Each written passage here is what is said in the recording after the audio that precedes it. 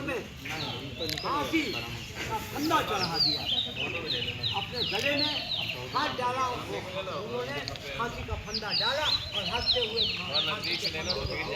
तो क्या इसी दिन के लिए सुना था आज़ादी मिली, जो आज ही आज़ादी मिली है, इसके बाद हालात देश के जो होंगे। आज आप देख रहे हैं एक मौत का सन्नाटा पूरे देश में छाया हुआ, किसी चेहरे पे आपको खुशी दिखाई देती है, और इसके खिलाफ आज नहीं कल आपको लड़ना पड़ेगा। तमाम कम्युनिस्ट पार्टी के देश हैं जहाँ ये हालात नहीं हैं, और भारत के अंदर केरल एक ऐसा राज्य है वहाँ आज़ादी के वक्त सरकार बनी, आज भी केरल में सरकार चल रही है, वामपंथी मोर्चे की सरकार चल रही है, और वहाँ पे 100% पढ़े लिखे लोग हैं, 99% पढ़े लिखे लोग हैं, MA BA PhD करे लिए हुए हैं, और वहाँ पर उन्होंने पूरी तरह से बेरोजगारी पे कंट्रोल किया।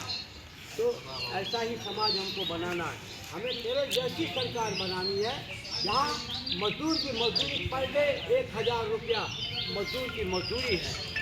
क्यों है कि वहाँ कम्युनिस्ट पार्टी की सरकार है, इसलिए उन्होंने बहुत कुछ बेहतर बना दिया, और बहुत कुछ बेहतर बनाने के लिए वो संघर्ष कर रहे हैं। तो मित्रों साथियों, आप जिस नगर के रहने वाले हैं वहाँ राम प्रसाद बिस्मिल, अशफाकुल्ला खां, ठाकुर रोशन सिंह, अहमदुल्ला शाह जैसे वीर पैदा हुए हैं, जिन्होंने जब आज़ादी की अलग को जगाया और मशाल आज़ादी की जलाई, तो उसकी पूरे हिंदुस्तान की सीमाओं के लाद कर और लंदन और इंग्लैंड तक गई, और उसके बाद देश को आज़ादी मिली। तो मामूली बात नहीं है।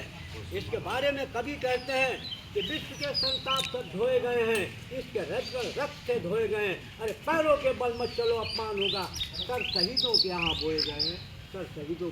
आप उस धरती के नौजवान हैं, ये 4 नौजवान थे इस जिले के अंदर, और उन्होंने जिस वक्त जो है हुंकार भरी तो अंग्रेज़ों को देश से छोड़कर भागना पड़ा। ये बहुत बड़ी बात है, और आप उसी जिले के रहने वाले हैं। जब जब यहाँ से आवाज़ उठेगी, और अगर जितने लोग बैठे हैं यही एकजुट होकर अगर आगे बढ़ेंगे तो इसके पीछे कारवां बनता चला जाएगा।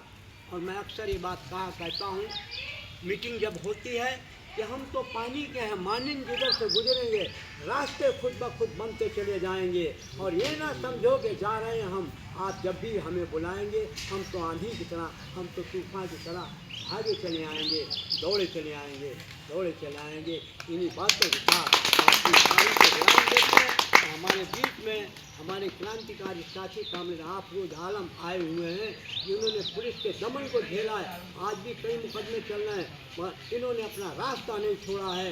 आज ये सरकार को चैलेंज करते हैं, हम भी सरकार को चैलेंज करते हैं, और जब तक हमारे जैसे लोग देश में मौजूद हैं जनता के ऊपर अत्याचार होने नहीं देंगे, जुल्म होने नहीं देंगे, और इस सरकार को मजबूत कर देंगे तो सही रास्ते पर चले। खाली अडानी अंबानी 100 परिवारों का भला ना करे, अडानी अंबानी की सरकार है, अरबपतियों की सरकार है, आम आदमी की सरकार नहीं। और बड़े दुख के साथ ये बात कहनी पड़ती है कि वोट करोड़ों करोड़ जनता का लेते हैं, किसानों का वोट लेते हैं, मजदूरों का वोट लेते हैं, नौजवानों का वोट लेते हैं, और परिवारों के जूते साफ करने का काम करते हैं अडानी अंबानी हैं, ऐसे लोगों को। और अरबों खरबों रुपया लेके यहाँ ललित मोदी, नीरव मोदी जैसे लोग, विजय माल्या जैसे लोग भाग गए, और सरकार टुक देती रही, उसके खिलाफ नो एक्शन, उसके खिलाफ कोई कार्रवाई नहीं। और आप पे अगर कर्जा है 10, 20, 50 हज़ार का, तो आपको जरूर ले जाके जेल में फूंक दिया जाएगा, है ना। तो ऐसी जालिम सरकार से हमें मुकाबला करना है, और इसको उखाड़ कर फेंक देंगे। आने वाले चुनाव में ये खारिज होंगे और ये पैदल होंगे, आज ये बात कह रहे हैं। और ये बहुत बड़े बेईमान हैं, वोटों के चोर हैं, वोटों के डकैत हैं।